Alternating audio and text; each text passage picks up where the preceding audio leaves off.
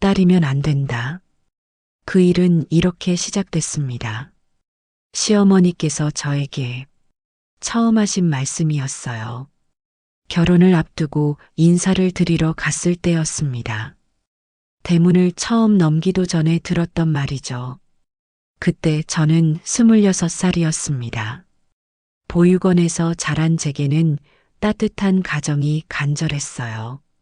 남들처럼 명절 때 모이는 가족, 생일 때 축하해주는 사람들, 아플 때 걱정해주는 누군가.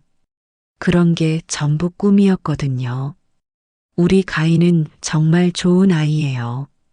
성격도 착하고 살림도 잘하고 무엇보다 마음이 따뜻해요.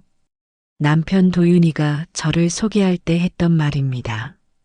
저는 그 옆에서 작게 인사를 드렸어요. 떨리는 목소리로요. 안녕하세요. 김가희입니다. 잘 부탁드립니다. 시어머니는 저를 위아래로 훑어보시더니 말씀하셨어요. 키는 작네. 일단 들어와 봐. 그때부터였어요. 제가 이 집에서 검증받기 시작한 게 거실에 앉자마자 시어머니가 질문을 쏟아내셨어요. 부모님은 어떻게 되시고? 돌아가셨습니다. 언제? 제가 어릴 때요. 그래서 보육원에서. 그래서 도윤이가 그런 말을 했구나. 시어머니 목소리에 묘한 뉘앙스가 있었어요.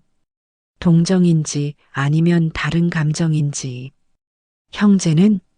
없습니다. 친척들은? 연락하는 분들은 없어요. 그럼 혼자구나. 네. 저는 그때 이런 질문들이 왜 필요한지 이해할 수 없었어요.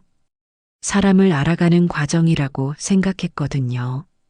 하지만 지금 돌이켜보면 시어머니는 제가 얼마나 의존적인 사람인지 파악하고 계셨던 거예요. 첫 번째 시험은 요리였습니다. 가희야, 우리 도윤이가 좋아하는 미역국 끓여볼 수 있겠니? 네, 어머니. 해볼게요. 저는 최선을 다해 미역국을 끓였어요. 보육원에서 배운 요리 실력을 총동원해서요. 미역도 충분히 불리고 참기름도 넉넉히 넣고 간도 여러 번 맞춰봤어요. 다 됐어요. 그래, 맛을 봐야겠네. 시어머니가 국물을 한 숟가락 떠서 맛을 보셨어요. 표정이 미묘했어요. 나쁘지 않네. 그런데 말이야. 숟가락을 내려놓으시며 본격적인 이야기가 시작됐어요. 너 아이 낳을 수 있지? 네. 갑작스러운 질문에 저는 얼굴이 빨개졌어요. 아이 말이야. 애 낳을 수 있냐고 물어보는 거야. 우리 집은 대를 이어야 하거든. 제가 아무 말도 못하고 있으니까 시어머니가 계속 말씀하셨어요. 건강상 문제는 없지? 요즘 젊은 애들이 몸이 약해서 건강해요.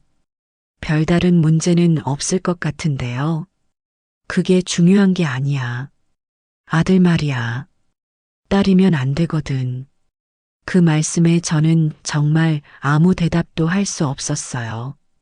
아직 결혼도 안 했는데 아이 성별까지 정해놓고 계신 거잖아요. 도윤이가 제 손을 꼭 잡으며 말했어요. 어머니, 그런 말씀은 너무 이르시지 않나요?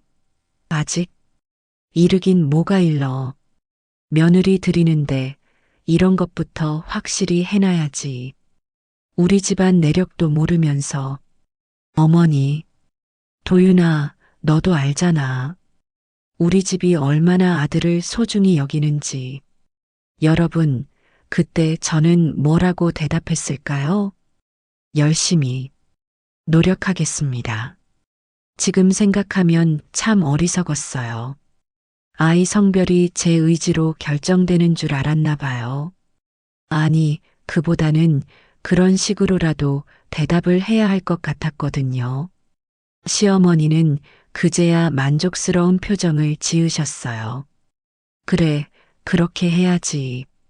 우리 도윤이가 외아들이고 할아버지도 외아들이셨거든. 꼭 아들을 낳아서 대를 이어야 해. 그날 집에 돌아가면서 도윤이가 말했어요. 어머니 말씀 너무 심각하게 받아들이지 마. 워낙 전통을 중시하시는 분이라. 괜찮아. 이해해. 하지만 사실 저는 이해할 수 없었어요. 왜 아들이어야만 하는지, 딸은 정말 안 되는 건지. 결혼식은 소박하게 치렀어요. 제게는 축하해 줄 사람이 많지 않았거든요. 보육원 선생님 몇 분과 친구들이 전부였어요. 가희야, 시집살이 힘들어도 참아야 해. 남의 집 며느리로 들어가는 거니까. 보육원 원장 선생님이 해주신 말씀이었어요. 네, 선생님. 잘할게요. 결혼 후 첫 해는 정말 조용했습니다. 아이가 없어서였죠. 시어머니는 매일 아침 제 얼굴을 유심히 보셨어요. 밥은 잘 먹고 있지? 입맛은 어때? 네, 잘 먹고 있어요. 그런데 왜 이렇게 조용하니? 조용하다는 건 임신 소식이 없다는 뜻이었어요. 저는 그럴 때마다 죄송했어요. 아직 시간이 좀 더 필요할 것 같아요. 시간이 필요하다고? 요즘 젊은 애들은 왜 이렇게 늦는 거야? 시어머니의 한숨 소리가 집안에 울렸어요. 그 한숨 소리를 들을 때마다 저는 작아졌어요. 시어머니 손에 이끌려 병원에도 가봤어요. 혹시 문제가 있나 싶어서요. 별다른 이상은 없어 보이는데요. 자연스럽게 기다려보세요. 의사 선생님 말씀이었어요. 하지만 시어머니에게는 자연스럽게 기다린다는 게 없었어요. 한약이라도 지어 먹어봐라. 네, 어머니. 그리고 찬 음식은 절대 먹지 말고. 네. 스트레스도 받지 말고. 하지만 가장 큰 스트레스는 그런 관심 자체였어요. 그러던 어느 날 아침, 드디어 기적이 일어났습니다. 생리가 일주일이나 늦어졌어요. 혹시나 해서 약국에서 임신 테스트기를 샀어요. 화장실에서 검사를 하는데 두 줄이 선명하게 나타났을 때 저는 믿을 수 없었어요. 정말? 정말이야? 거울을 보면서 혼자 중얼거렸어요. 여보, 여보. 도윤이를 급하게 불렀어요. 아직 출근 준비를 하고 있을 때였거든요. 왜 그래? 무슨 일이야? 이거 좀 봐봐. 임신 테스트기를 보여주니까 도윤이 눈이 커졌어요. 이게 정말, 정말이야? 응, 두 줄이 나왔어. 병원에 가서 확인해 봐야겠지만. 도윤이가 저를 꼭 안았어요. 그때 처음으로 진짜 부부가 된 것 같았어요. 고마워, 가희야. 나도 기뻐. 어머니께 빨리 말씀드려야겠다. 지금, 응, 지금. 어머니가 얼마나 기다리셨는데. 저희는 서둘러 시어머니께 달려갔어요. 어머니, 정말 좋은 소식이 있어요. 무슨 소식인데 그렇게 호들갑이야? 가희가 임신했어요. 그때 시어머니 얼굴을 저는 평생 잊을 수 없을 거예요. 생전 처음 보는 환한 미소가 얼굴 가득 번졌거든요. 아이고, 우리 가희가. 진짜야? 확실해? 테스트기로 확인했는데 두 줄이 나왔어요. 병원에 가서 정확히 확인해 봐야겠지만요. 아이고, 좋다 좋아. 드디어 우리 집에도 아기가 생기는구나. 시어머니가 제 손을 잡으셨어요. 따뜻했어요. 가희야, 고생했어. 얼른 병원 가서 확인하고 몸조리 잘해야 해. 그날부터 집안 분위기가 완전히 달라졌어요. 시어머니는 저를 위해 온갖 몸에 좋다는 음식을 해주셨어요. 미역국, 전복죽, 삼계탕, 홍삼까지. 우리 손자 잘 키워야지. 영양 있는 거 많이 먹어야 해. 손자라고 하셨어요. 아직 성별도 모르는데 말이에요. 하지만 저는 그냥 기뻤어요. 처음으로 이 집에 진짜 가족이 된 것 같았거든요. 가희야, 무거운 것도 들지 말고, 찬 것도 먹지 말고, 스트레스도 받지 말아야 해. 네, 어머니. 조심할게요. 우리 도윤이도 이제 아빠가 되는구나. 벌써부터 설레네. 도윤이도 확실히 달라졌어요. 퇴근하면 제 배에 손을 대고 말을 걸었어요. 아빠야, 안녕? 건강하게 자라라. 벌써 퇴담을 해? 응, 책에서 봤는데 일찍 시작하는 게 좋다며. 똑똑한 아이가 된대. 그럼 더 많이 해줘. 그럴 때마다 저는 정말 행복했어요. 이런 게 진짜 가정이구나 싶었거든요. 임신 초기 입덧이 심했어요. 냄새만 맡아도 토했거든요. 가희야, 괜찮아? 많이 힘들지? 도윤이가 걱정했어요. 괜찮아. 이런 게 당연한 거래. 그래도 너무 힘들면 말해. 병원에 가자. 시어머니도 걱정하셨어요. 입덧이 심한 게 아들이라는 징조래. 기대해봐도 좋을 것 같아. 아들이라는 말에 저도 기대가 됐어요. 시어머니가 그렇게 원하시니까요. 임신 3개월, 4개월. 시간이 흘렀어요. 배가 조금씩 나오기 시작했고, 입덧도 점점 줄어들었어요. 몸은 무거워졌지만 마음은 가벼웠어요. 뱃속의 아이가 저희 가족을 하나로 묶어주는 것 같았거든요. 이제 성별 확인할 수 있을 텐데. 임신 5개월에 접어들면서 시어머니가 말씀하셨어요. 다음 검진 때 물어볼게요. 그래, 우리 손자 얼굴도 궁금하고. 여러분도 아시겠지만 그때 저는 정말 단순했어요. 아이가 건강하기만 하면 된다고 생각했거든요. 성별은 그다지 중요하지 않다고. 하지만 이 집에서는 달랐어요. 초음파 검사 날이 왔습니다. 시어머니도 함께 가시겠다고 하셨어요. 손자 얼굴을 직접 보고 싶다고 하시면서요. 병원에 오래 기다려야 할 텐데. 괜찮아. 우리 손자 보는데 뭐가 오래야. 병원에서 기다리는 동안 시어머니는 계속 말씀하셨어요. 아들이면 이름을 뭘로 지을까? 도윤이 아버지 성함에서 한 글자 따면 좋을 텐데. 네, 좋은 이름으로 지어주세요. 그리고 100일 때는 크게 잔치해야지. 우리 집 첫 손자니까. 저는 그런 시어머니를 보며 미소를 지었어요. 정말 손자를 기다리고 계시는구나 싶었거든요. 드디어 제 차례가 됐어요.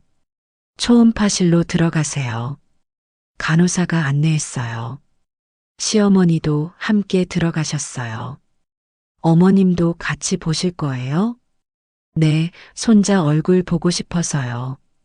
의사 선생님이 초음파 기계를 제 배에 대었어요. 화면에 아이 모습이 나타났어요. 우와, 잘 자라고 있네요. 활동적이에요. 아이가 화면에서 움직이고 있었어요. 정말 신기했어요. 간호사님, 성별 알 수 있을까요? 시어머니가 먼저 물으셨어요. 저는 가슴이 두근거렸어요. 아들이었으면 좋겠다고, 시어머니가 원하시는 대로였으면 좋겠다고 속으로 빌었거든요. 간호사가 화면을 자세히 보더니 말했어요. 잠깐 다리 사이를 좀 더 자세히 봐야겠네요. 긴장되는 순간이었어요. 여기 보이시죠? 저와 시어머니는 숨을 죽이고 화면을 봤어요. 여자아이예요. 건강한 여자아이입니다. 그 순간 세상이 멈췄습니다. 시어머니의 환한 미소가 스르르 사라졌어요. 입술이 굳게 다물어지고 눈빛이 차갑게 변했어요. 확실한가요? 시어머니 목소리가 떨렸어요. 네, 확실해요. 여기 보시면 확실히 여자아이의 특징이 보입니다. 저는 화면 속 아이를 보며 말했어요. 건강하게만 자라주면. 하지만 시어머니는 아무 말씀이 없으셨어요. 표정이 굳어 있었어요. 축하드려요. 건강한 아기예요. 간호사가 말했지만 축하할 분위기는 아니었어요. 집으로 돌아가는 차 안은 정말 조용했어요. 시어머니는 내내 창밖만 보셨어요. 저는 뭐라고 말을 해야 할지 몰랐어요. 어머니, 건강하다고 하니까 집에 가서 얘기하자. 시어머니의 차가운 목소리였어요. 그날 밤 저는 서랍에서 뜨개질 바늘을 꺼냈어요. 오래전부터 준비해놨던 거였어요. 아이를 위해 뭔가 만들어주고 싶었거든요. 분홍색 실로 작은 모자를 뜨기 시작했어요. 한 코 한 코 정성스럽게 뜨개질을 하면서 생각했어요. 딸이어도 괜찮다고, 예쁘게 키우겠다고, 시어머니도 시간이 지나면 마음을 바꾸실 거라고. 하지만 여러분, 제가 그때 정말 몰랐던 게 있었어요. 어떤 사람들에게는 딸이 단순한 실망이 아니라는 걸 말이에요. 그리고 제가 그날 밤 정성스럽게 뜨기 시작한 그 작은 분홍색 모자가 나중에 제 인생에서 정말 중요한 의미를 갖게 될 거라는 것도 몰랐어요. 그 다음 날부터 집안이 달라지기 시작했어요. 아침에 일어나니까 식탁이 비어 있었어요. 평소 같으면 시어머니가 미리 준비해 놓으신 미역국과 반찬들이 놓여 있었는데요. 어머니, 아침은 냉장고에 우유 있으니까 그거 마셔. 우유요? 임신부에게 미역국 대신 우유만 주시다니. 그런데 어머니, 미역국은 아들 낳을 사람이나 먹는 거야. 그 말씀에 저는 할 말을 잃었어요. 하루 사이에 이렇게 달라질 수 있는 건가요? 가희야, 내가 너무 실망시켜서 어머니가 화가 나신 거야. 이해해줘. 도윤이가 저를 달랬어요. 하지만 이해할 수 없었어요. 제가 뭘 잘못했다는 건지. 여보, 아이 성별은 제가 정하는 게 아니잖아. 그래도 어머니 입장에서는 실망이 크실 거야. 실망이요? 제가 실망을 시켰다고요? 그날부터 시어머니 태도가 완전히 바뀌었어요. 예전에는 가희야, 이거 먹어봐. 몸에 좋으니까 많이 먹으라고 하시던 분이 이제는 저를 거들떠보지도 않으셨어요. 점심때가 되어도 음식을 하지 않으셨어요. 어머니, 점심 준비 도와드릴까요? 내가 알아서 해 먹어. 나는 바빠. 바쁘시다고요? 평소에는 집에만 계셨는데 저는 부엌에서 혼자 라면을 끓여 먹었어요. 임신부가 라면만 먹으면 안 되는 건 알았지만 달리 방법이 없었거든요. 임신 중에는 영양 관리가 중요한데 혼자서 중얼거렸어요. 며칠이 지나자 더 심해졌어요. 가희야, 빨래는 내가 해. 네, 지금까지는 어머니가. 지금까지는 지금까지고. 이제부터는 내가 알아서 해. 빨래뿐만 아니었어요. 청소, 설거지, 모든 집안일을 제가 혼자 해야 했어요. 임신 6개월인 몸으로요. 도윤이는 점점 집에 늦게 들어왔어요. 회사 일이 너무 많아서. 여보, 요즘 어머니가 뭐? 너무 차갑게 대하세요. 제가 뭘 잘못했는지. 가희야, 어머니도 실망이 크실 거야. 시간이 지나면 괜찮아질 거야. 시간이 지나면 괜찮아진다고요? 언제까지 기다려야 하는 건가요? 어느 날 저녁, 더 충격적인 일이 일어났어요. 동네 이웃 김 씨 아주머니가 놀러 오셨는데요. 말자 씨, 며느리 임신했다며? 축하해. 뭘 축하해. 딸이래. 딸, 그래도 건강하면 되는 거 아니야? 건강하면 뭐해. 대를 못 이으는데. 시어머니가 제 앞에서 그런 말씀을 하시는 거예요. 저는 그 자리에서 모멸감을 느꼈어요. 그래도 첫째니까. 첫째가 딸이면 둘째도 딸이래. 우리 집안은 딸 복이 없어. 그런 법이 어디 있어? 있어. 우리 집안 내력을 모르니까 그런 소리 하는 거야. 저는 참을 수 없어서 방으로 들어갔어요. 그리고 울었어요. 임신해서 예민해진 탓도 있겠지만 정말 서러웠거든요. 그런데 더 큰 충격이 기다리고 있었어요. 임신 7개월이 되던 어느 날 시어머니가 저를 거실로 부르셨어요. 가희야, 잠깐 나와봐. 나가보니 도윤이도 소파에 앉아 있었어요. 표정이 심각했어요. 앉아. 저는 무거운 배를 부여잡고 시어머니 앞에 앉았어요. 가희야, 솔직히 말할게. 네, 어머니. 너 이 집에서 나가면 안 되겠니? 네. 귀를 의심했어요.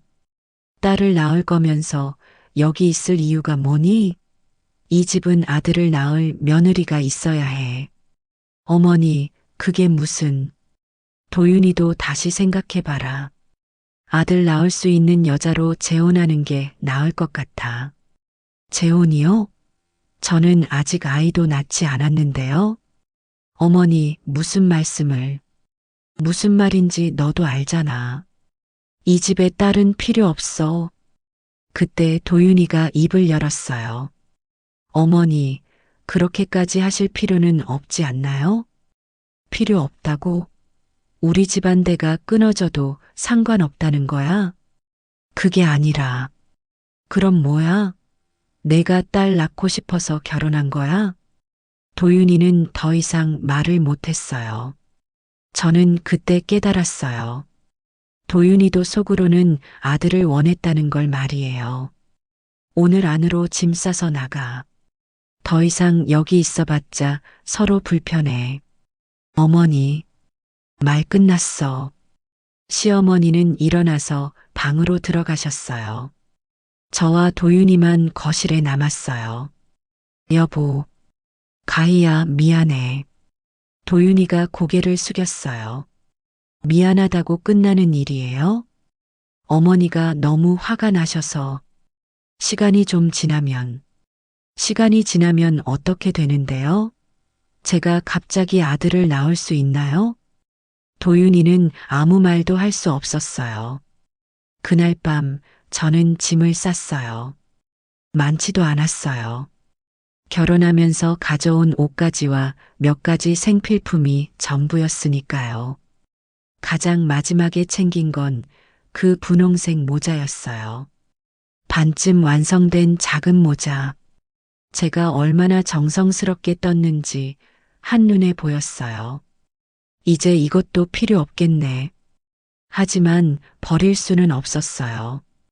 어쨌든 제 아이를 위해 만든 거니까요. 다음 날 아침 도윤이가 저를 데려다 줄 곳을 찾았어요. 고시원인데. 일단 여기서 지내. 고시원이요? 임신부가 고시원에서 살라고요? 가희야, 미안해.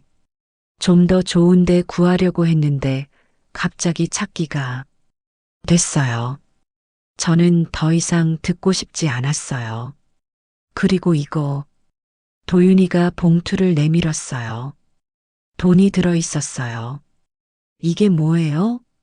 생활비. 그리고 나중에 출산 비용도 포함해서 이게 뭐 하는 거예요? 가희야, 지금은 이런 식으로밖에 할 수 없어. 나중에 어머니 마음이 풀리면. 나중에요? 언제죠? 그건 시간이 좀 걸릴 것 같아. 저는 그 돈 봉투를 받지 않았어요. 대신 이렇게 말했어요. 도윤 씨, 우리 이혼해요. 가희야, 갑자기 무슨, 갑자기가 아니에요. 이미 끝난 거잖아요. 아니야, 잠깐만 떨어져 있는 거야. 얼마나요? 1년? 2년? 아니면 평생요? 도윤이는 대답할 수 없었어요. 여보, 저한테 솔직하게 말해줘요. 정말 저를 사랑해요? 사랑해. 그럼 왜 저를 보내려고 하는 거예요? 어머니가, 어머니 때문이에요? 저 때문이 아니라요? 도윤이가 입을 다물었어요. 그 침묵이 답이었어요. 저는 돈 봉투를 도윤이에게 다시 밀어줬어요. 이 돈으로 어머니께 새 며느리 구해달라고 하세요. 가희야. 그리고 저는 제 갈 길 가겠어요. 혼자서라도 이 아이 잘 키울 거예요. 그때였어요. 갑자기 배가 아프기 시작했어요. 아, 아파. 가희야, 왜 그래? 배가 너무 아파. 진짜 아팠어요. 지금까지 느껴본 적 없는 통증이었어요. 병원 가자. 도윤이가 급하게 저를 부축했어요. 응급실에 도착했을 때 저는 거의 의식을 잃을 뻔했어요. 환자분, 언제부터 아프셨어요? 조금 전부터. 갑자기 의사가 급하게 검사를 했어요. 초음파도 찍고 피 검사도 했어요. 혹시 최근에 스트레스를 많이 받으셨나요? 스트레스요? 네, 아니면 충격적인 일이 있었다든지. 저는 대답할 수 없었어요. 스트레스가 아닌 게 없었거든요. 1시간 정도 지났을까요? 의사가 심각한 표정으로 다가왔어요. 보호자분 계세요? 네, 저예요. 도윤이가 대답했어요. 죄송합니다. 아기를 잃으셨습니다. 그 순간 세상이 무너졌어요. 네, 뭐라고 하셨어요? 유산이에요. 태아 심장 박동이 멈췄습니다. 유산이요? 제 아이가요? 왜요? 왜 그런 거예요? 정확한 원인은 알기 어렵지만 극심한 스트레스가 영향을 미쳤을 가능성이 높습니다. 스트레스? 도윤이가 제 손을 잡았어요. 가희야. 하지만 저는 그 손을 뿌리쳤어요. 만지지 마세요. 가희야, 미안해. 정말 미안해. 미안하다고요? 지금 미안하다고 하면 제 아이가 살아나나요? 병원에서 수술을 받았어요. 제 뱃속에 있던 아이를 꺼내는 수술. 생각만 해도 지금도 가슴이 아파요. 수술이 끝나고 회복실에 누워 있는데 간호사가 물어봤어요. 태아 처리는 어떻게 하실 건가요? 태아 처리요? 제 아이를 처리라고 표현하다니. 화장을 하거나 낙골당해. 됐어요. 저는 그 말을 들을 수 없었어요. 도윤이가 모든 걸 처리했어요. 저는 그냥 누워만 있었어요. 퇴원하는 날 도윤이가 말했어요. 가희야, 집으로 가자. 어머니도 많이 후회하고 계셔. 후회요? 지금 와서 후회하면 뭐해요? 안 가요. 가희야. 도윤 씨, 저 이제 정말 혼자 살 거예요. 혼자서 어떻게든 살겠어요. 그리고 저는 도윤이를 똑바로 봤어요. 언젠가 반드시 보상받을 거예요. 뭐? 저와 제 아이가 받은 상처에 대해서 말이에요. 그때 제 목소리는 차가웠어요. 눈물도 없었어요. 그냥 차갑고 단단했어요. 가희야, 무슨 소리야? 복수할 거예요. 반드시. 도윤이가 놀란 표정을 지었어요. 복수라니. 저를 이렇게 만든 사람들한테 똑같이 돌려줄 거예요. 그날부터 저는 다른 사람이 되었어요. 여러분, 사람이 바닥까지 떨어져 봐야 알 수 있는 게 있어요. 진짜 강해지는 법을 말이에요. 저는 고시원에서 나와서 더 작은 원룸을 구했어요. 보증금도 적고 월세도 저렴한 곳으로요. 그리고 일을 시작했어요. 카페에서 아르바이트부터 시작해서 나중에는 작은 공방에서 일했어요. 손재주가 좋네요. 금방 배우시네. 공방 사장님이 칭찬해 주셨어요. 열심히 하겠습니다. 저는 정말 열심히 했어요. 새벽부터 밤늦게까지 일했어요. 다른 생각을 할 시간이 없을 정도로요. 그렇게 1년이 지나고 2년이 지나고 3년이 지났어요. 저는 그 공방에서 가장 실력 있는 직원이 됐어요. 나중에는 자체 브랜드도 만들었어요. 가희야, 우리 독립해보지 않을래? 너 실력이면 충분히 할 수 있을 것 같은데. 공방 사장님이 제안하셨어요. 저 혼자서요? 혼자가 아니야. 우리가 협동조합을 만들어 보자. 협동조합이요? 여러 공방이 힘을 합쳐서 큰 브랜드를 만드는 거야. 내가 중심이 되어서 그때부터였어요.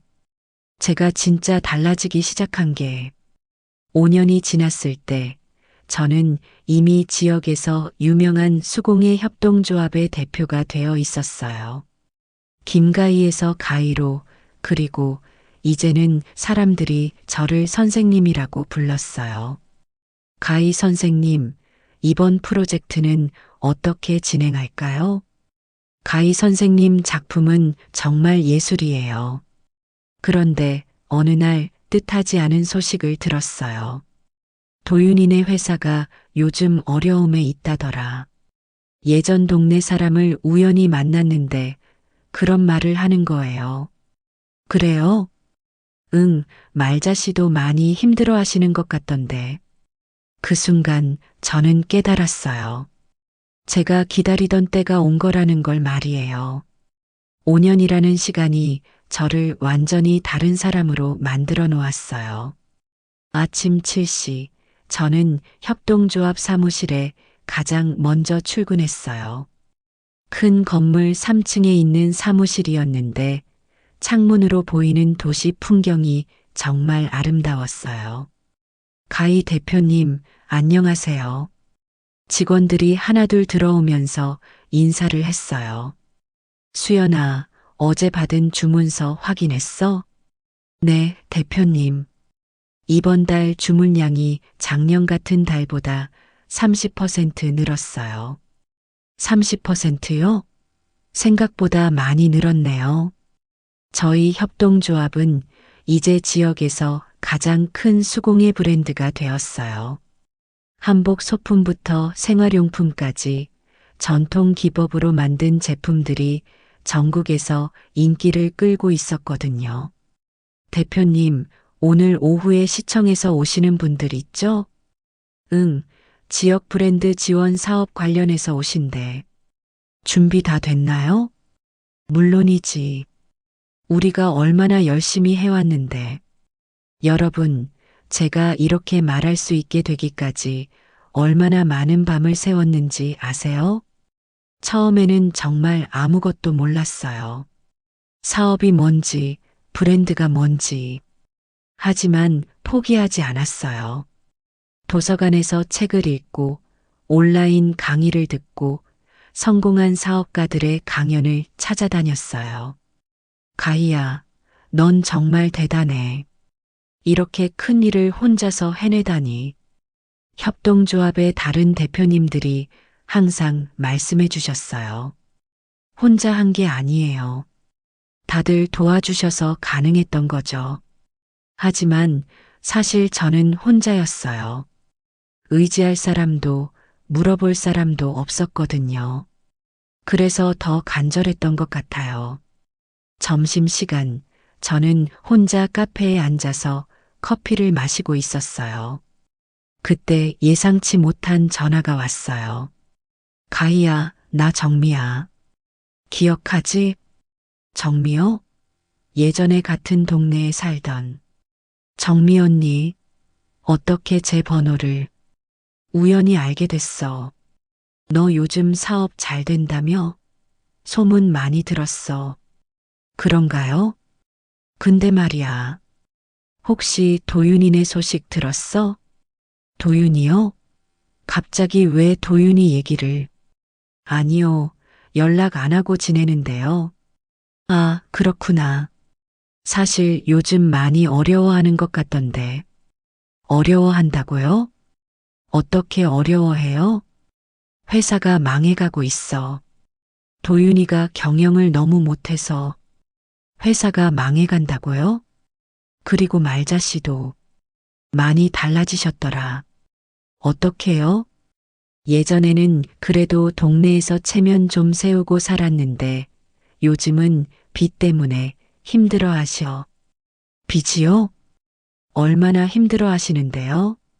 글쎄, 자세히는 모르겠지만 집도 팔아야 할 상황이라던데. 집을 팔아야 할 상황이라고요? 그 큰 집을. 가희야, 넌 어때? 결혼은 했어? 아니요, 아직. 아, 그럼 혼자 사는구나. 그런데 사업 잘 되니까 괜찮겠네. 전화를 끊고 나서 저는 한참을 생각했어요. 도윤이네가 어려워하고 있다니. 사실 예상하지 못한 건 아니었어요.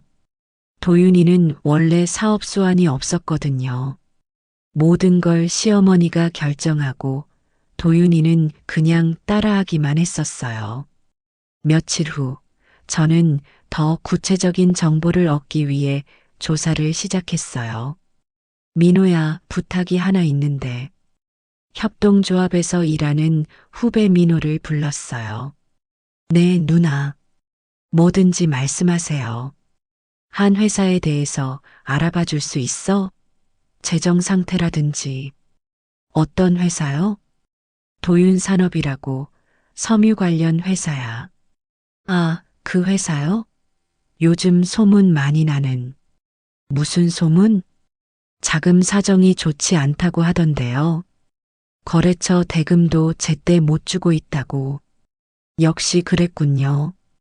좀 더 자세히 알아볼 수 있어? 네, 제가 아는 사람이 그 회사 거래처에 있어요. 물어보고 연락드릴게요. 이틀 후, 민호가 가져온 정보는 예상보다 심각했어요. 누나, 진짜 심각해요. 직원 월급도 밀리고 있고, 은행 대출 연체도 시작됐대요. 언제부터? 한 6개월 전부터요.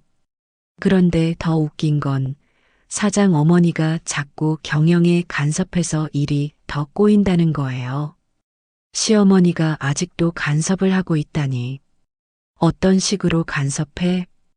회사 돈으로 명품 사고, 필요 없는 사무실 인테리어 하고, 진짜 답 없다고 하던데요. 명품을 산다고요? 회사가 어려운데도? 누나, 왜 갑자기 그 회사에 관심이 있으세요?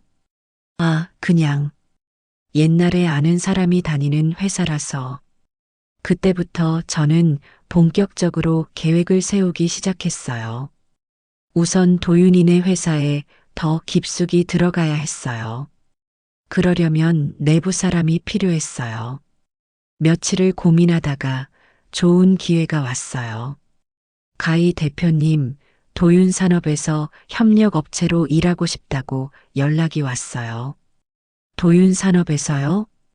네, 섬유 관련 회사인데 저희 제품을 활용한 상품을 만들고 싶다고 하네요.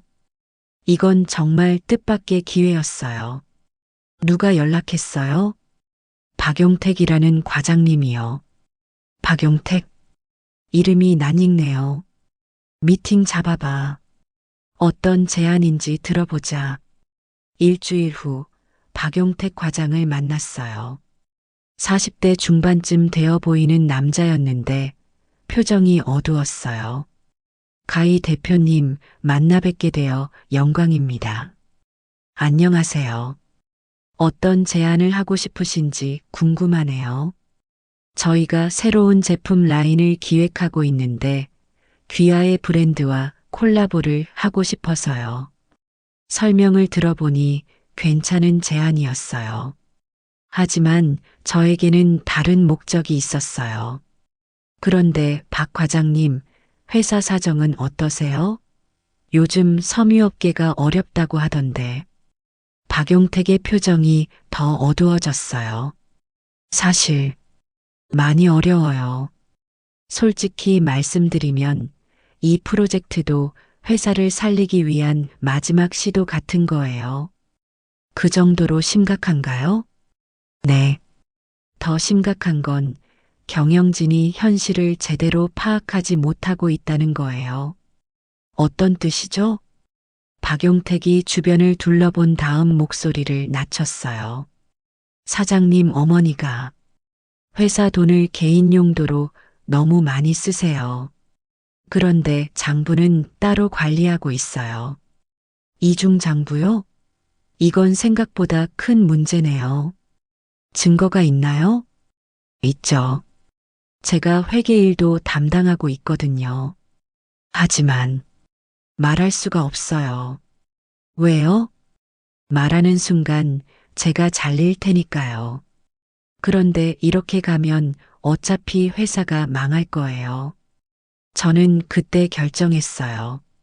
박 과장님, 제가 도와드릴 수 있을 것 같은데요. 네. 어떻게요? 일단 저희 콜라보 프로젝트를 진행해 보죠. 그리고 다른 방법도 생각해 보고요. 박용택이 고개를 끄덕였어요. 고맙습니다. 정말 고맙습니다. 그날 밤 저는 또 다른 계획을 세웠어요. 단순히 도윤이네 회사를 망하게 하는 것보다는 정당한 방법으로 문제를 해결하면서 동시에 제 목적도 달성하는 거였어요. 다음 날 저는 오랜 친구에게 전화를 걸었어요. 할이나 나야. 가희, 가희야. 정말 오랜만이다. 어떻게 지내? 정아리는 제가 보육원에 있을 때부터 알고 지낸 친구였어요. 지금은 라디오 PD로 일하고 있었어요. 잘 지내고 있어. 할이나, 혹시 부탁이 하나 있는데 뭐든지 말해봐. 사회적으로 의미 있는 이야기를 라디오에서 다뤄볼 생각 없어? 어떤 이야기? 기업의 투명성, 그런 거 말이야. 요즘 중소기업들이 어려워하는데 그 이유 중에 비리도 있잖아. 아, 그런 거구나. 흥미롭네. 구체적으로 어떤 사례가 있는데?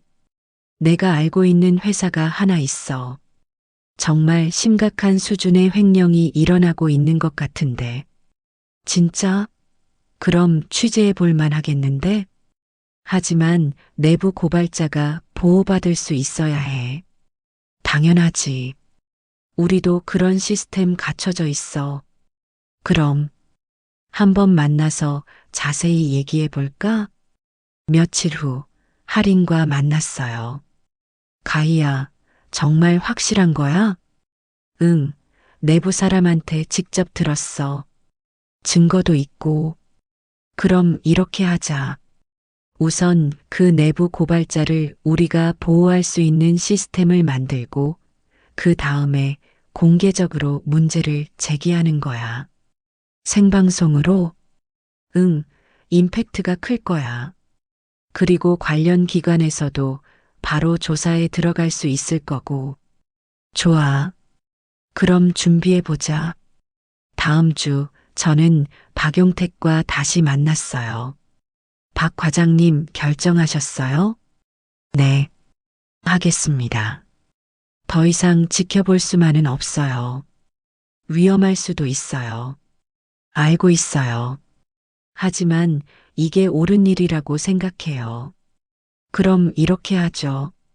제가 아는 라디오 PD가 있는데 공익 제보를 받는 프로그램이 있어요. 정말요? 네, 완전히 익명으로 처리할 수 있고 증거도 안전하게 보호받을 수 있어요.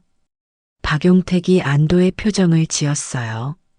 그럼 언제 하면 될까요? 다음 주 화요일 저녁 생방송이 있어요. 그때 연결해 드릴게요. 그날 저녁 저는 거울을 보며 미소를 지었어요. 5년 전에 그 가희와는 완전히 다른 사람이 되어 있었어요. 이제는 상황을 제가 컨트롤할 수 있었어요. 도윤아, 이제 내 차례야. 혼자서 중얼거렸어요. 화요일 저녁 라디오 방송이 시작됐어요. 안녕하세요, 여러분. 오늘은 특별한 제보를 받았습니다. 한 중소기업에서 일어나고 있는 심각한 비리에 대한 이야기인데요. 할인의 목소리가 라디오에서 흘러나왔어요. 지금 전화로 현장의 목소리를 들어보겠습니다. 박용택이 전화로 연결됐어요. 목소리가 떨리고 있었지만 용기를 내서 말하기 시작했어요. 안녕하세요. 저는 도윤산업이라는 회사에서 일하는 직원입니다. 도윤산업이라는 이름이 라디오를 통해 공개되는 순간 저는 가슴이 뛰었어요. 어떤 문제가 있는지 말씀해 주세요. 저희 회사에서 횡령과 이중장부 관리가 이루어지고 있습니다. 회사 자금이 개인 용도로 사용되고 있고 직원들 월급은 밀리고 있는 상황입니다. 구체적인 증거가 있나요? 네, 있습니다. 모든 거래 내역과 장부를 제가 관리하고 있거든요. 방송이 끝난 후 저는 할인에게 전화를 걸었어요. 할인아, 수고했어. 가희야, 이거 정말 큰일이 날 것 같은데? 벌써 몇 군데서 취재 요청이 들어오고 있어. 그럼 제대로 된 거네. 근데 가희야, 너 진짜 그 회사와는 상관없는 거지? 왜? 목소리에서 뭔가 개인적인 감정이 느껴져서 역시 할인은 날카로웠어요. 상관없어. 그냥 사회 정의를 실현하고 싶었을 뿐이야. 그럼 됐어. 하지만 조심해. 이런 일은 예상치 못한 방향으로 흘러갈 수도 있거든. 전화를 끊고 나서 저는 창밖을 바라봤어요. 이제 시작이었어요. 정말로 제 복수가 시작되는 거였어요. 하지만 이번에는 5년 전과 달랐어요. 저는 더 이상 무력한 임신부가 아니었어요. 지역에서 영향력 있는 사업가였고 많은 사람들이 저를 신뢰하고 따르는 리더였어요. 그리고 가장 중요한 건 이번에는 제가 게임의 규칙을 정하는 사람이라는 거였어요. 라디오 방송이 나간 다음 날 세상이 움직이기 시작했어요. 아침 일찍 박용택에게서 전화가 왔어요. 가희 대표님, 큰일 났어요. 무슨 일이에요? 회사에 국세청 직원들이 와 있어요. 그리고 고용노동부에서도 나왔고요. 예상했던 일이에요. 침착하세요. 사장님이 완전히 패닉 상태예요. 어머니도 마찬가지고요. 저는 미소를 지었어요. 드디어 시작됐구나. 박 과장님, 준비했던 자료들 모두 제출하세요. 그리고 걱정하지 마세요. 제가 약속드린 대로 보호받을 수 있을 거예요. 네, 고맙습니다. 정말 고맙습니다. 그날 오후 저는 협동조합 사무실에서 뉴스를 봤어요.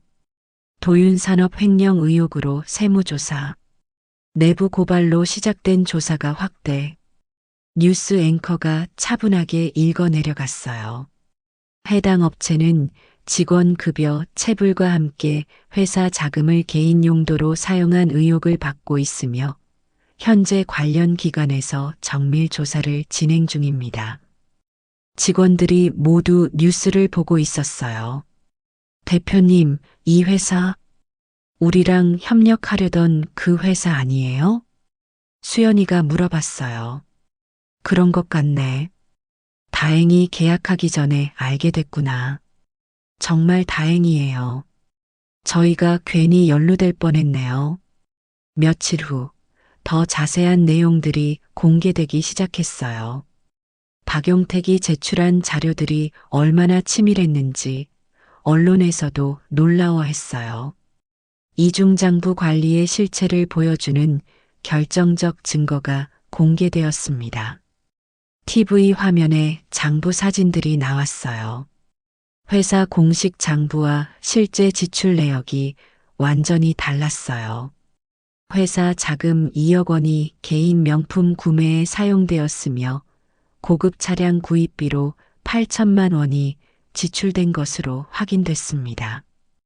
2억 원요? 생각보다 더 많네요. 또한 직원 70여 명의 급여가 3개월째 체불되고 있는 것으로 드러났습니다. 70명이나 되는 직원들이 급여를 못 받고 있다니. 이건 정말 심각한 문제였어요. 그때 제 휴대폰이 울렸어요. 모르는 번호였어요. 여보세요? 가희 씨? 그 목소리, 도윤이었어요. 5년 만에 듣는 목소리였는데 많이 변해 있었어요. 피곤하고 절망적인 소리였어요. 도윤 씨? 맞아. 가희야, 나야. 무슨 일로 전화하셨어요? 가희야, 혹시 제가 뭐요? 아니야, 그냥 목소리가 듣고 싶어서. 도윤이가 저를 의심하고 있는 것 같았어요. 하지만 확신은 없는 것 같았고요. 요즘 어떻게 지내세요? 어떻게 지내냐고? 가희야, 나 망했어. 그래요? 회사도 망했고 어머니도 이제 말도 안 해. 시어머니가 도윤이와 말도 안 한다고요? 왜요? 어머니가 한 일들이 다 들통났거든. 그런데 어머니는 내 잘못이라고 하셔. 도윤 씨 잘못이요? 내가 경영을 못해서 이렇게 됐다고. 하지만 가희야, 어머니가 회사 돈으로 뭘 하시는지 나는 정말 몰랐어. 정말 몰랐을까요? 아니면 알면서도 못 본 척했던 걸까요? 가희야, 우리 다시 만날 수 없을까? 왜요? 난 아직도 널 잊지 못했어. 잊지 못했다고요? 지금 와서? 도윤 씨, 전 바빠서 이만 끊을게요. 가희야, 잠깐만. 저는 전화를 끊었어요. 이제는 아무 감정도 없었어요. 오히려 조금 우스웠어요. 다음 날 더 큰 일이 터졌어요. 가희 대표님, 큰일 났어요. 민호가 급하게 뛰어들어왔어요. 왜 그래? 도윤산업 사장 어머니가 기자회견을 열었어요. 기자회견을? 네, 지금 생중계되고 있어요.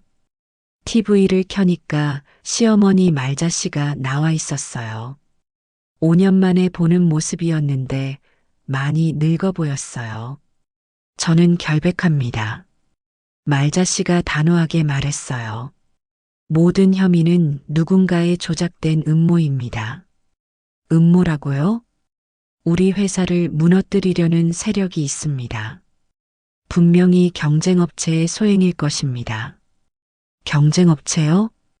그리고 그 내부 고발자라는 사람도 의심스럽습니다. 분명히 돈을 받고 거짓 증언을 하고 있을 것입니다. 거짓 증언이라고요? 증거가 다 있는데? 기자가 질문했어요. 그럼 이중장부는 어떻게 설명하시겠습니까? 그건 회계 실수였습니다. 회계 실수요? 2억 원이 넘는 돈을 실수로 빼먹었다고요? 명품 구입 내역은 어떻게 설명하시겠습니까? 그건 회사 접대용이었습니다. 접대용으로 여성 명품 가방을 샀다고요? 기자들이 더 날카로운 질문을 했어요. 직원 급여 체불에 대해서는 어떻게 생각하십니까? 그건 일시적인 자금 부족 때문이었습니다. 곧 해결될 문제입니다. 3개월이나 밀린 급여가 일시적인 문제라고 보십니까? 말자 씨가 당황하는 모습이 화면에 그대로 나왔어요. 그건 그때 기자 중 한 명이 예상치 못한 질문을 했어요. 혹시 5년 전 며느리와의 갈등이 이번 일과 관련이 있다고 보십니까? 5년 전 며느리? 저를 말하는 건가요? 말자 씨 얼굴이 굳었어요. 그건 상관없는 일입니다. 하지만 당시 며느리분이 임신 중에 집에서 쫓겨났고 그 후 유산까지 했다는 소문이 있는데요. 임신 중에 쫓겨났다는 게 소문이 된 거였나요? 그건 과장된 이야기입니다. 그럼 현재 그 며느리분과는 연락하고 계신가요? 아니요, 연락하지 않습니다. 기자회견이 끝나고 나서 오히려 여론이 더 나빠졌어요. 변명만 하고 책임지지 않는 모습이 실망스럽다.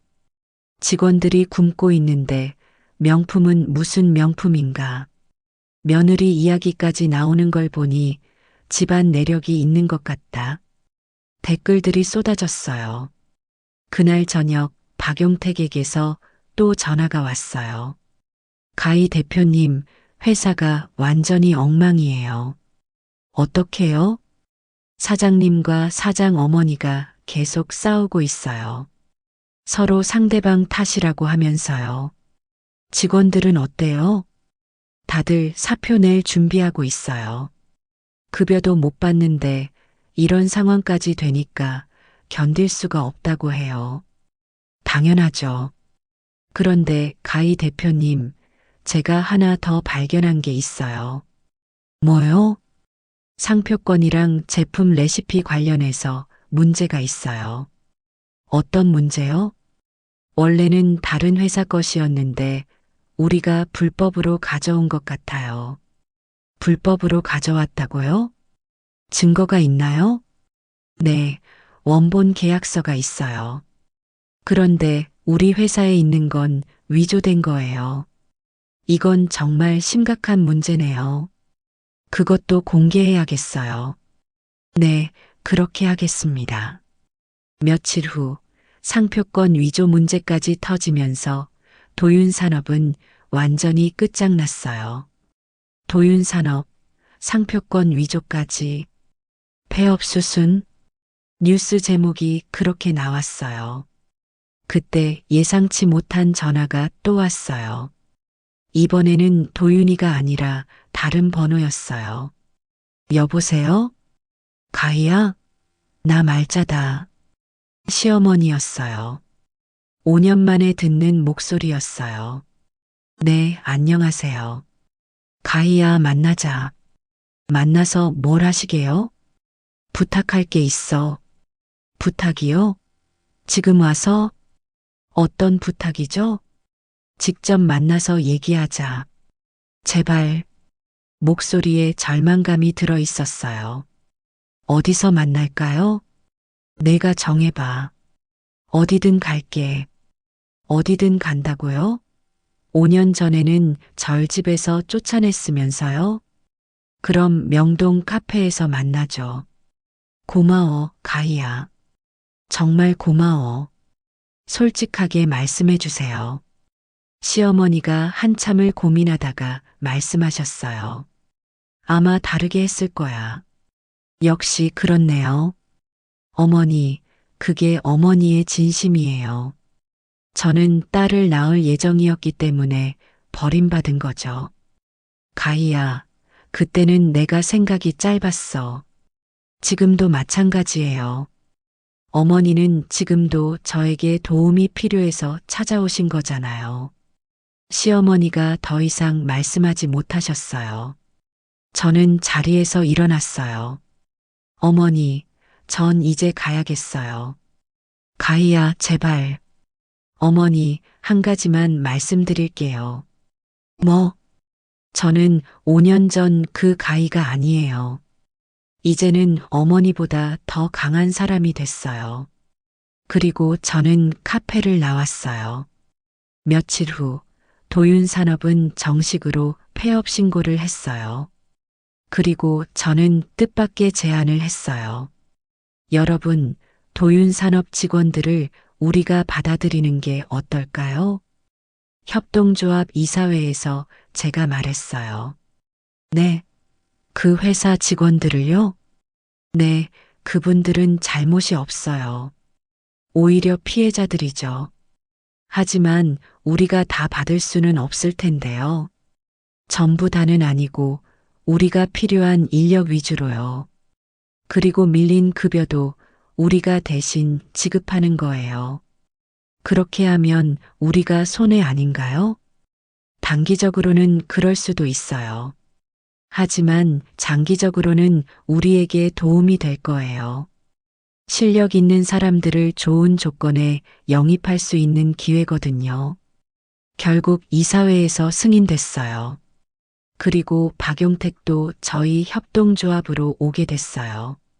가희 대표님, 정말 감사합니다. 저 같은 사람까지 받아주시다니. 박 과장님이 용기를 내주셔서 많은 사람들이 구원받았어요. 당연히 보상받으셔야죠. 그렇게 도윤산업은 완전히 역사 속으로 사라졌어요. 그리고 저는 그 자리에 새로운 질서를 만들어냈어요. 여러분, 복수라는 게 꼭 상대방을 파멸시키는 것만은 아니에요. 때로는 더 나은 세상을 만드는 것이 진짜 복수일 수도 있어요. 5년 전 저를 무너뜨렸던 그들은 이제 모든 걸 잃었어요. 하지만 저는 그보다 더 많은 것을 얻었어요. 그리고 가장 중요한 건 이제 제가 원하는 대로 살 수 있게 됐다는 거예요. 한 달 후, 저는 예상치 못한 곳에서 그들을 다시 만났어요. 협동조합 일로 시내를 나갔다가 돌아오는 길이었어요.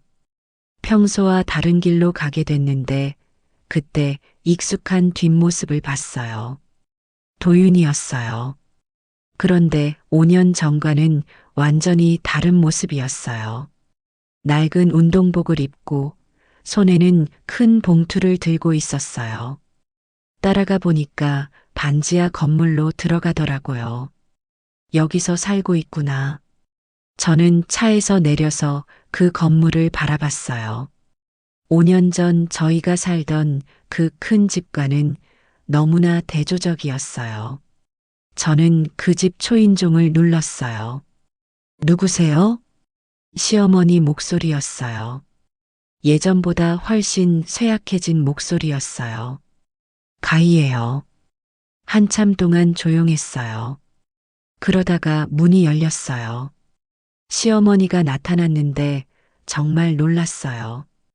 카페에서 봤을 때도 많이 변하셨다고 생각했는데 한 달 사이에 더 늙으셨더라고요. 가희야, 왜 여기까지? 그냥 지나가다가 봤어요. 들어와. 너무 좁고 지저분하지만 반지하 방 안으로 들어갔는데 정말 충격이었어요.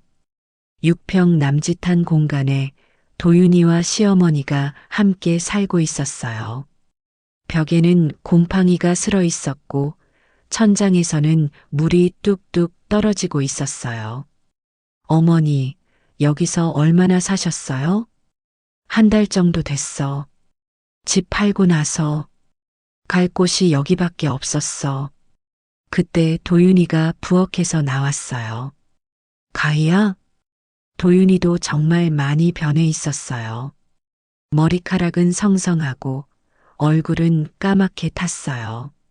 손은 거칠어져서 예전의 그 말끔한 모습은 전혀 찾을 수 없었어요. 안녕하세요. 가희야, 정말 고마워. 뭐가요? 우리 직원들 받아준 거. 정말 고마워. 아, 그 얘기를 들으셨구나. 당연한 일을 했을 뿐이에요. 당연한 일이 아니야. 넌 정말 대단해. 도윤이가 고개를 숙였어요. 가희야, 미안해. 정말 미안해. 또 사과네요. 뭘 미안해해요? 모든 걸. 5년 전 일도 그 후에도 내가 너를 지켜주지 못했다고요?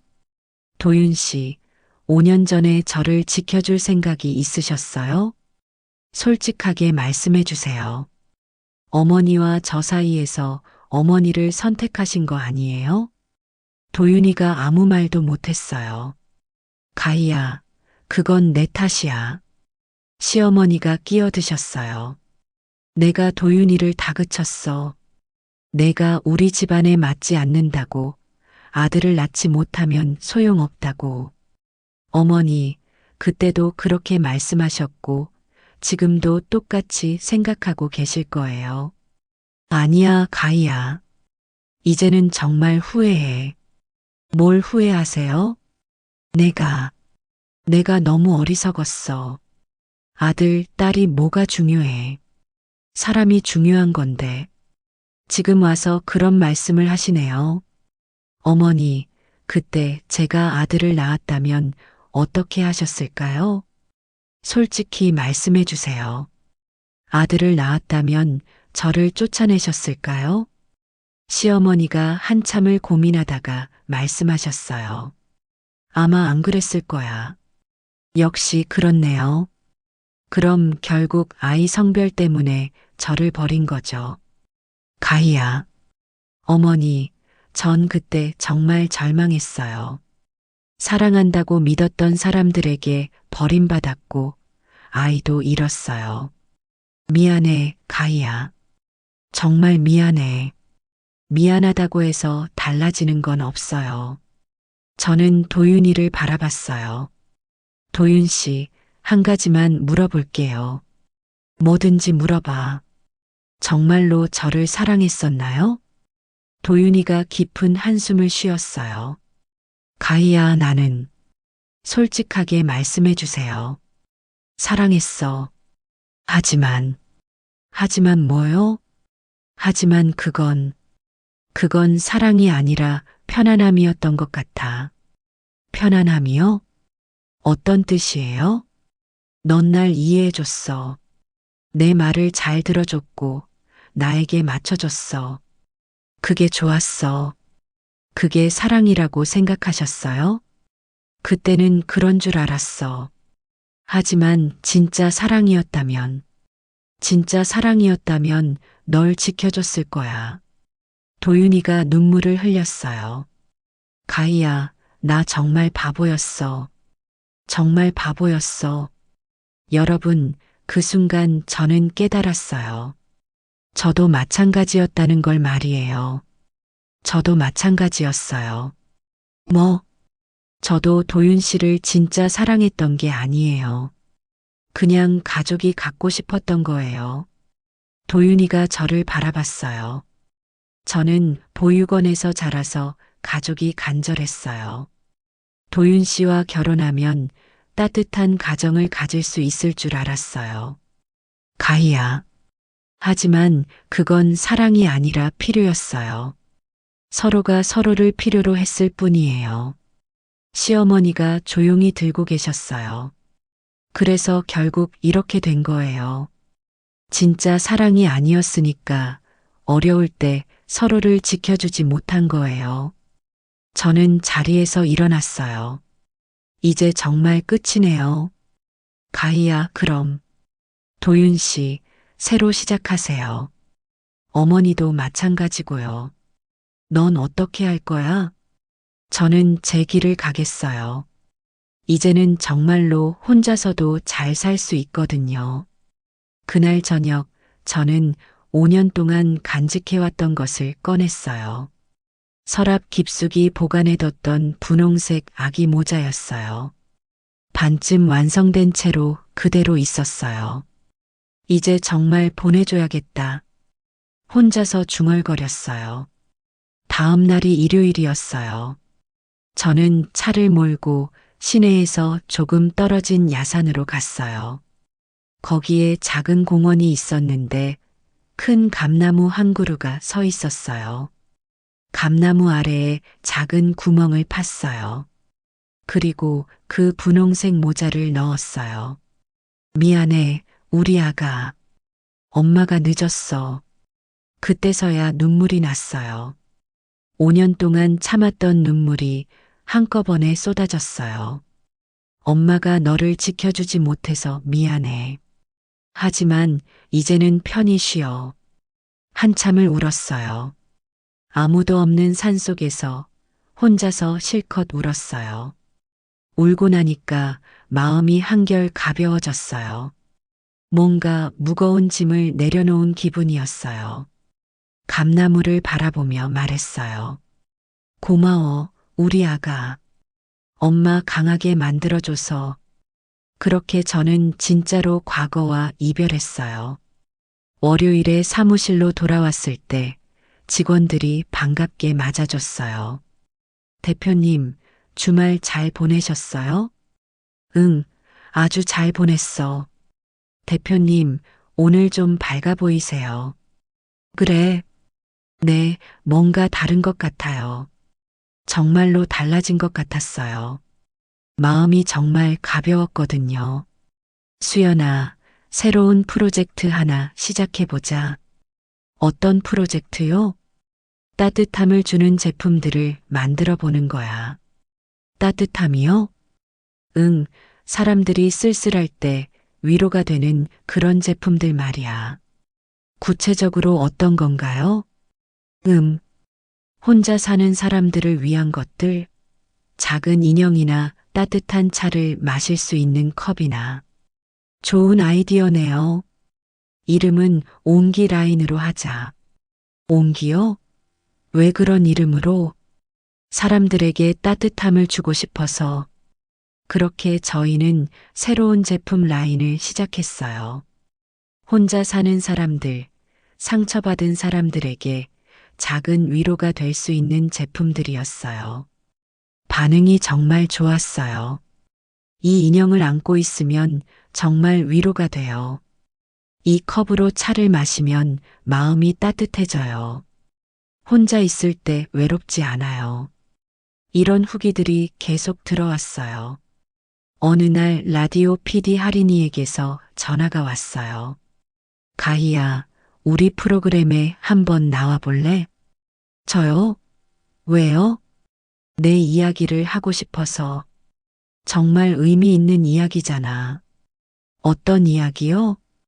상처를 이겨내고 새로운 삶을 시작한 이야기. 그리고 복수가 아니라 치유를 선택한 이야기. 복수가 아니라 치유요? 맞는 말이네요. 그럼 나올 거야? 네, 나가겠어요. 일주일 후, 저는 라디오 방송에 출연했어요. 오늘은 특별한 게스트를 모셨습니다. 가희님이신데요. 수공예 협동조합을 이끌고 계시는 분입니다. 할인이 저를 소개했어요. 안녕하세요, 청취자 여러분. 가희님, 오늘 어떤 이야기를 들려주실 건가요? 사실 저에게도 어려운 시절이 있었어요. 5년 전에는 정말 절망적이었거든요. 어떤 일이 있으셨나요?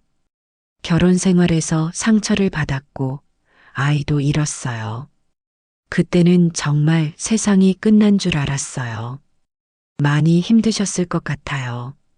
네, 정말 힘들었어요. 복수하고 싶다는 생각도 많이 했고요. 하지만 지금은 성공하셨잖아요. 성공이라고 하기는 좀 그렇고, 다만 제가 원하는 삶을 살고 있어요. 어떻게 그렇게 변하실 수 있었어요? 저는 잠깐 생각했어요. 어떻게 설명해야 할까? 복수를 하려고 했는데 막상 해보니까 그게 답이 아니더라고요. 어떤 뜻인가요? 상대방을 무너뜨리는 것보다 제가 더 나은 사람이 되는 게 진짜 복수라는 걸 깨달았어요. 깊은 말씀이네요. 그리고 상처받은 사람은 저뿐만이 아니라는 걸 알게 됐어요.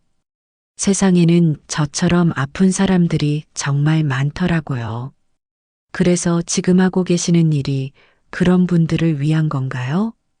네, 맞아요. 혼자서도 따뜻함을 느낄 수 있도록 도와드리고 싶어요. 청취자분들에게 한 말씀 해주세요. 혹시 지금 힘든 시간을 보내고 계신 분들이 있다면 포기하지 마세요. 시간이 지나면 반드시 좋아져요. 그리고요, 상처받은 경험도 언젠가는 누군가를 도울 수 있는 힘이 될 수 있어요. 저처럼요. 방송이 끝나고 나서 정말 많은 사람들이 연락을 해왔어요. 저도 비슷한 경험이 있어요. 힘이 됐어요. 포기하지 않고 살아볼게요. 따뜻한 이야기 고마워요. 그런 메시지들을 받으면서 깨달았어요. 제 상처가 이제는 다른 사람들에게 위로가 되고 있다는 걸 말이에요. 그날 밤 저는 혼자 차를 마시며 창밖을 바라봤어요. 5년이라는 시간 동안 정말 많은 일이 있었어요. 절망도 있었고, 분노도 있었고, 복수심도 있었어요. 하지만 지금은 평온해요. 정말로 평온해요. 혼자서도 행복할 수 있다는 걸 배웠어요. 그리고 제가 받은 상처를 다른 사람들의 치유를 위해 쓸 수 있다는 것도 알게 됐어요. 여러분, 인생에서 가장 어려운 순간이 때로는 가장 큰 전환점이 될 수 있어요. 저에게는 5년 전 그 절망적인 순간이 오히려 새로운 시작이었어요. 지금의 저는 그때의 저보다 훨씬 강하고 훨씬 따뜻한 사람이 됐어요. 그리고 무엇보다 진정으로 자유로워졌어요. 아무도 저를 규정하지 않아요. 저 스스로 제 삶을 만들어가고 있거든요. 감나무 아래 묻어둔 분홍색 모자는 이제 작은 꽃이 되어서 다른 사람들에게 향기를 주고 있을 거예요. 그리고 저는 계속해서 따뜻함을 만들어 갈 거예요. 저처럼 상처받은 사람들을 위해서요. 그것이 제가 찾은 진짜 복수이고 진짜 행복이에요. 오늘도 긴 이야기 들어주셔서 감사합니다.